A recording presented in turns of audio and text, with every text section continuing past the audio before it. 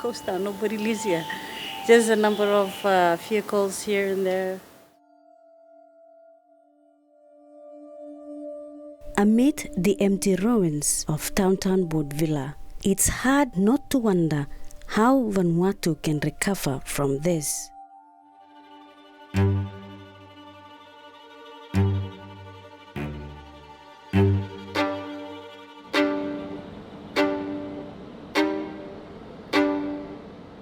How are you feeling? Oh, well, I think everyone's broken. But Vanuatu, we are resilient people. Vanuatu is one of the most disaster-prone countries in the world.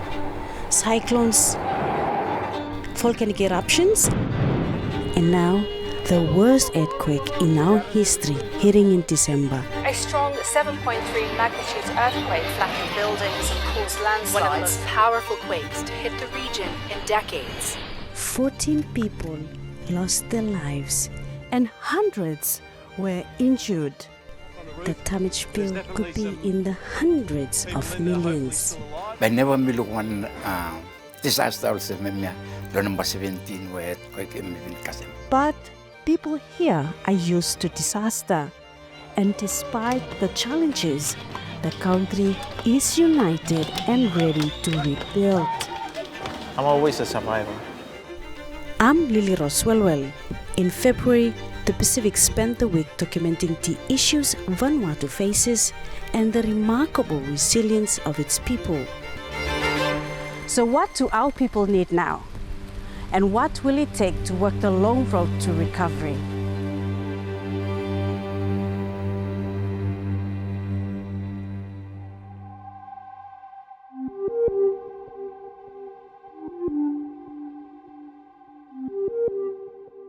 Vanuatu's capital, Port Vila, is home to around 50,000 people. It's diverse, a mix of cultures from Vanuatu's 60 or so inhabited islands, and bears the influence of a split British and French past. But this idyllic harbour city is now a shadow of its former self. This is a very busy street where you will see a lot of vehicles and a lot of people and a lot of activities happening. Large parts of the CBD remain closed to the public and resources are stretched thin.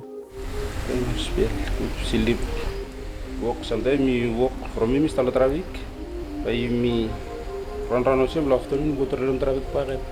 And then Satalam Sepai, say you Polygamrotan.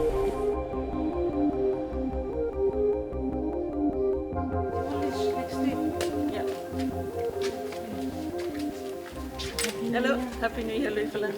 The scale of the damage is shocking, even for those accustomed to disaster. I've been in this business since... Cyclones, earthquakes. Yes, yeah. But this one is very different. The damage you cannot measure with what has happened in the past.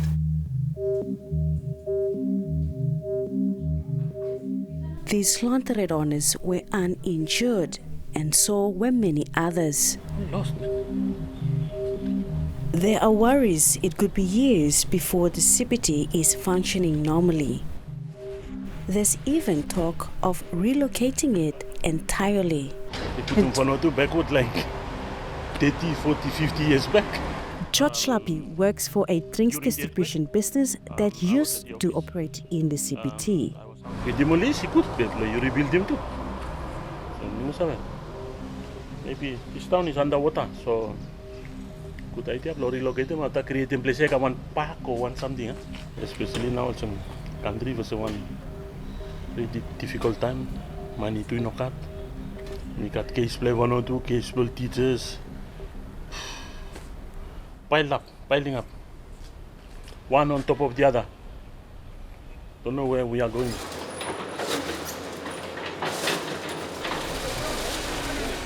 The silence is broken only by the sound of demolition works.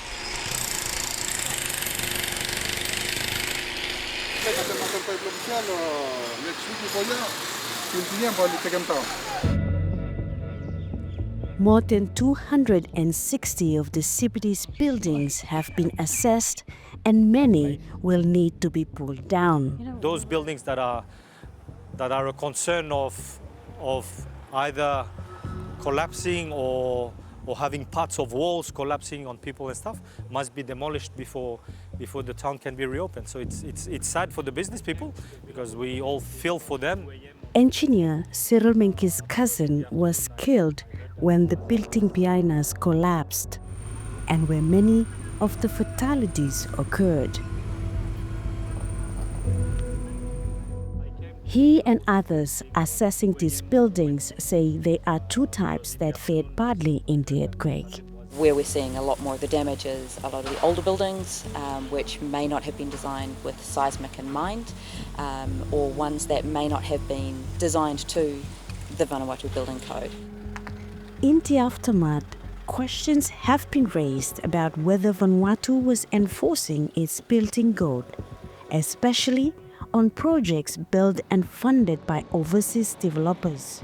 China has built and donated several high-profile buildings, and some have been badly impacted. That is despite the Chinese embassy telling us this was inevitable cosmetic damage given the scale of the earthquake. They also told us Chinese projects were built in accordance with local building codes.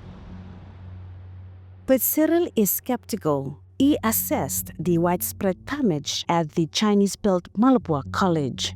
I have seen over the years the way that the Chinese aid are coming in, and they're mainly building concrete frames, so columns and beam structure, and there's no reinforcement into the blockwork in some of the buildings. I've seen Malabua, so that's one of the examples. And to them, those blockworks are just partition walls.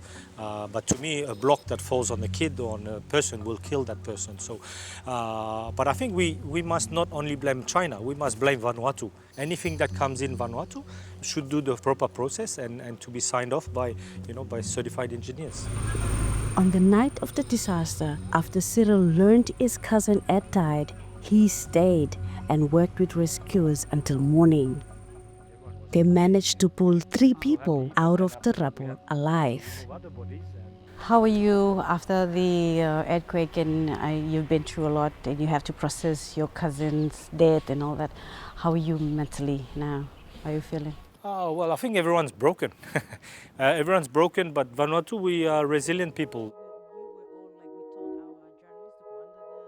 But resilience may not be enough to stave off an economic crisis. Vanuatu's budget is in bad shape, in part due to the collapse of Air Vanuatu last May. In 2023, the economy was smaller than in 2019. We've had the highest inflation and the worst tourism recovery in the Pacific. Foreign direct investment is very low. There's a skills crisis, and education here is woeful.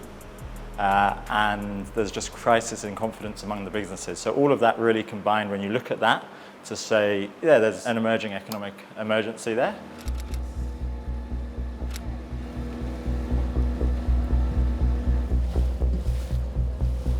Cruise ships, a vital source of revenue, can no longer dock at Port Vila's main wharf because of a landslide caused by the earthquake. The stone there is the stone that fell and broke, I think, some lady's leg. And what took only seconds to happen could take months, even years to undo.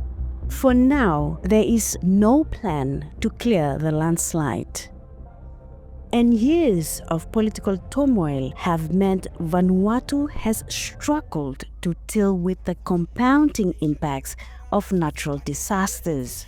There have been 20 changes of Prime Minister in the last 25 years. Capturing the public mood, a song released this year titled Instability has been gaining traction.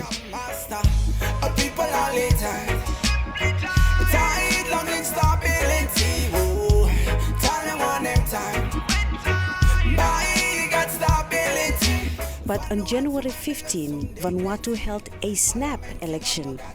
Jotham Napat has since formed government and been sworn in as Prime Minister, and he faces large expectations. You weren't in our office at the time, but now that you're the Prime Minister, are you satisfied with the efforts since the December earthquake? Not really. I think the government was very slow in responding because everybody was just getting up towards the snap election. It was a caretaker government. And so they were not really, or the government wasn't really able to fast track on the process in ensuring that timely recovery, the rollout plan and everything. The new government has announced a 100-day plan to help boost the economy and productivity. So what are the government's plan to reopen the CPT? We are progressing really well. I've told the private sector that the sooner the better. They are proposing June. I said, no, I want it open now. We are looking at every options that are available.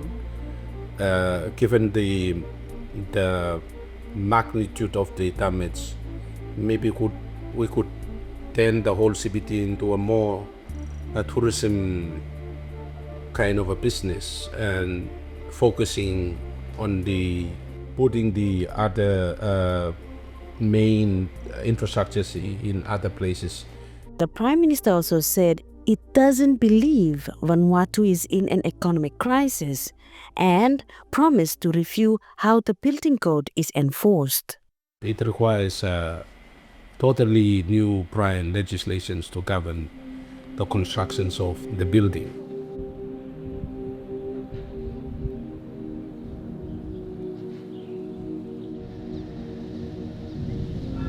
But even with changes to the code's enforcement, there are lingering questions over how to deal with the damage, especially to government buildings. On a prime hill in Port Vila, this $31 million presidential palace sits mostly empty. The earthquake struck before most officials had moved in. They crack every place. Less than a year after being handed over, the site, built and donated by China, is overgrown and riddled with damage from the quake. Oh, okay. Okay, so he said like all the beams are broken? Deputy Private Secretary to the President, Wilson Thomas Yauma, thinks the complex wasn't built to Vanuatu's building code. You look at wiring. Oh, yes, I mean... Or small wiring here, connect, hold them tight. It's unclear whether the destruction here was the result of flaws in the building process or, as the Chinese embassy told us, inevitable cosmetic damage. The Prime Minister's office says China will pay for repairs to the palace and other buildings it funded. Every old same now. Time you government allow one building blow China blow built. Hemi masave. Okay. C'est pas you build ting blow me or me you start build me Mr. Stones Mr. Lu. But now yeah when Mr. Amlo Talis if not hemi should create them one mechanism building permit blow you fit in all materials blow China. In the absence of that, China you work on low policy blame say me complete anyhow. At the end of the day, because we are a resilient country, we face a lot of disaster, cyclone, earthquake, tanta, storm, emia.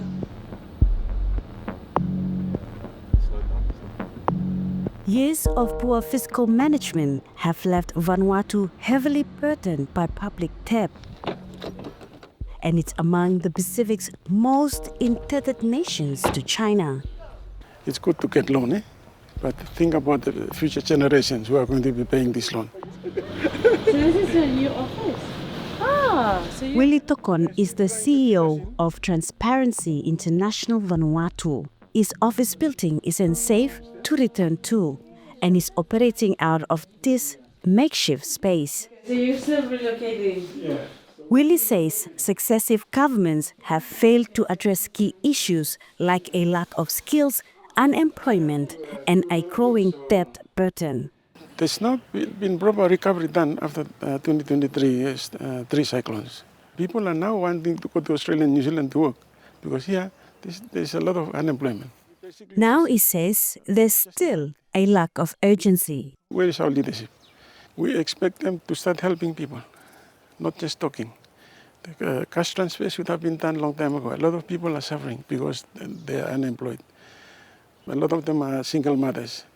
They need to sell their produce, cotton produce. There's nowhere to sell them. Red Cross is helping, UNICEF is helping, Save the Children is helping. Government is not doing it. So we need government to step up, provide that leadership. I'm almost 70 years old. I've never seen an earthquake like this. The destruction is beyond belief. But that's the physical side of things. But the psychological side of things is much more. A lot of people are lost. Damage to dozens of schools means many children are yet to return to class. Women have also been among the hardest hit. Downtown anti-craft markets have closed, and police report an increase in domestic violence. And everyday unstable buildings pose a risk to people's lives. My family, all get a run away since time something breaks if you turn on the house. Only run away. But me vla sam no me lesta. 60-year-old widow and grandmother Rose Town is living in the shadow of a damaged and abandoned building she worries could collapse at any moment. Me fly fright. Me fly no got something to make it. After surviving the initial quake, aftershocks, of which there have been many, sent Rose and her family running outside as debris falls on their home. Me fly no sta sleep good. Me no sabe how. Me no sabe me fly stop no more. The owner of the building wants Rose and her family to leave so it can be demolished and rebuilt. Rose says she would move back to a village, but like many, it has no access to drinking water after the quake. Me no sabe run away lol kepa. Me play stop from by everyone he must find in place local. So me play stop. This is their land there. Her husband, before he died, this is the house that her father-in-law built. So it's where they live and it's where she brought up her children. So she doesn't know where she's going to relocate to if that happens. Hindi lo government responsibility sa kota li tok live la answer live la. No, no ka. Oli kam no mo tok finish so li go no gat one ni kam out kasen nai. Since we crown ni move kasen the day no gat one man ni kam visit me.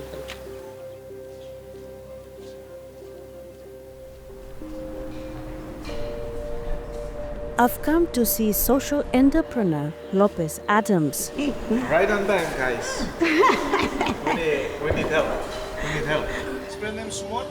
Mr. Adams runs a non-for-profit employment agency called House Bloom Work, which helps untrained workers gain new skills. Cool. Tonight, Australian chef Amanda is teaching cooking. Lopez is also a well-known business owner and long-time critic of government inefficiency. After 4 weeks now, earthquake, because of a caramount one small something also there. But you never make them town make them pakutaria. Especially if you make one small something. Well, that wasn't for a show. It was just to show the community and the government that start fixing small things. And if we can't fix the small things ourselves, then how are we able to fix big things? Lopez says it's organizations like his that are doing the heavy lifting in addressing the country's skills shortage, not government. For all these years, it's only the private sector that are soaking up the unemployed, unskilled population. We need government to put in more effort in helping the business community to create more business. It's tough for businesses, and I know a lot of businesses are moving out from Vanuatu. We are not attracting investors. Okay, 5 businesses closed. Almost about 60 workers unemployed at the moment. Have you had any support from the government? Zero. For all these years we ran Ausblo work, we get zero attention and zero support from the government or any agencies. Are they communicating to you? No, I don't think so. I think it's very poor. Just like every other year, it's very poor. No, I think we're in the same cycle, eh? We're always in the same cycle. I don't think we've never made any improvement since from all the past disaster. We're just doing the same thing. Yeah, we'll never change.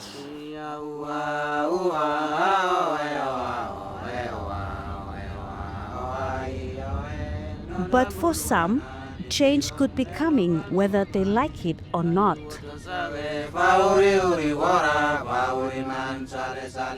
Melamat is a village not far from Port Vila. The earthquake caused widespread damage here, but more alarmingly, geological assessments have since found that Melamat could be sitting on a fault line.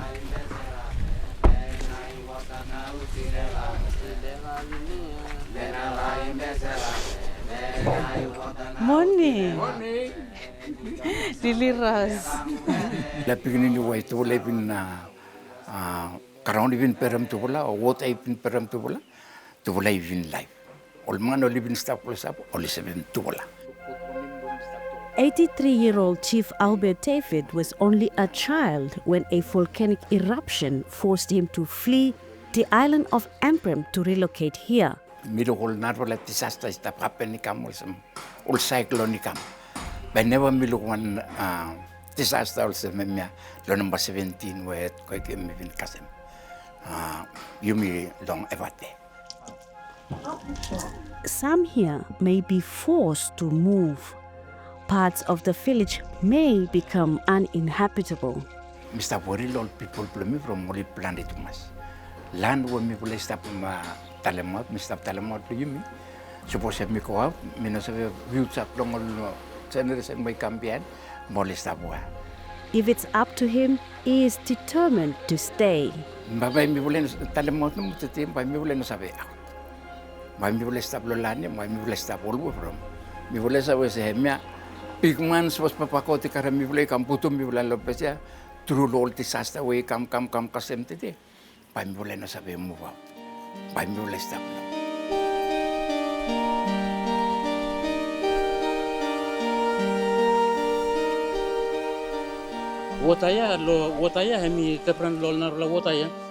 The village is known for its unusually high number of twins, something they attribute to a magical quality in the spring water found underground.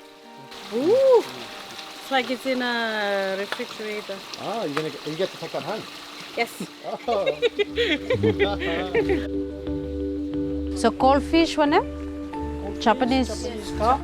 Sam Choni farms exotic fish in this pool, but it's at risk of further landslides, and he may be forced to relocate.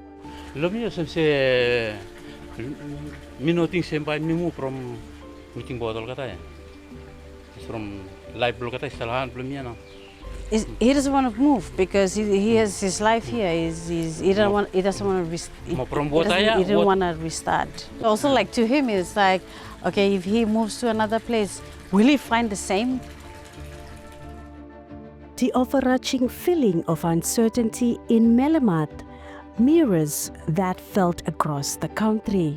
But amidst all the pain, the heartache, and the destruction, there are some things that cannot be broken.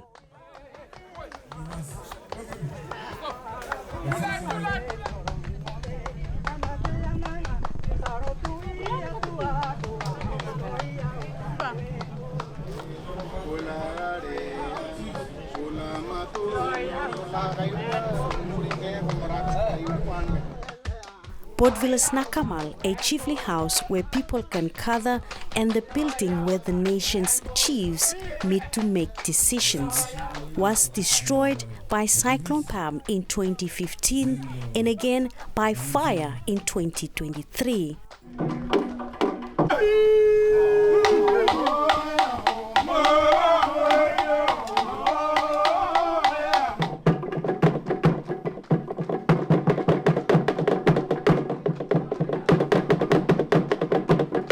Today, it is being reopened, and it is more than just symbolic.